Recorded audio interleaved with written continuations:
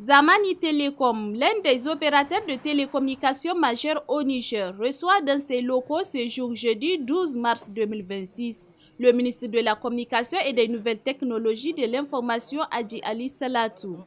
Il s'agit à travers cette visite du ministre de connaître le fonctionnement de cette compagnie de téléphonie mobile.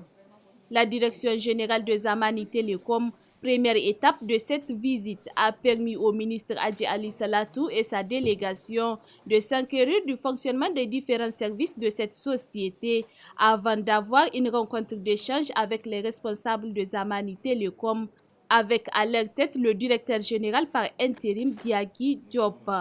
Une rencontre qui a permis d'échanger surtout sur les moyens dont dispose cette compagnie, son mode d'opération ainsi que les difficultés qu'elle rencontre et de rappeler et rassurer pour sa part la disponibilité de l'État à accompagner ses partenaires. Juste après la direction générale, la délégation s'est rendue au niveau du site 948 Data Center de Zamani Telecom, chose qui a permis à l'hôte de découvrir les importants moyens techniques qui permettent à la société de répondre à la demande de sa clientèle. Ce qui a émerveillé à plus d'un titre le ministre de la Communication et des Nouvelles Technologies de l'Information. Vous savez, tout récemment, il y a eu l'ordonnance portant la mobilisation générale.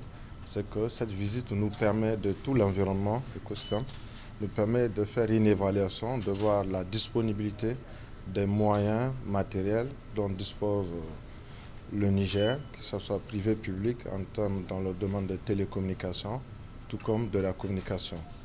De faire une évaluation, la disponibilité des sites. Il faut reconnaître Zaman, il y a énormément de sites et de ces sites, beaucoup de ces sites sont hautement stratégiques de point de vue de leur positionnement. Il n'y a pas longtemps de certaines difficultés liées à l'énergie.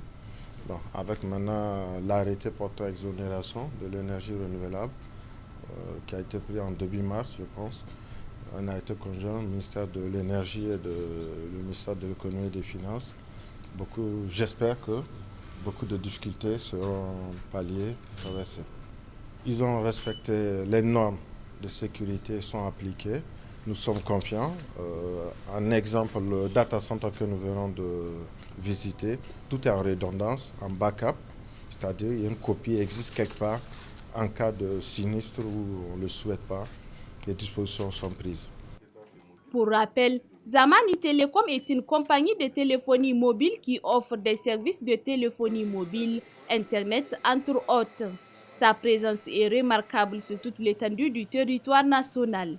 Il est donc un devoir pour cette compagnie d'offrir un service de qualité à la population nigérienne et les autorités de la refondation y tiennent fermement.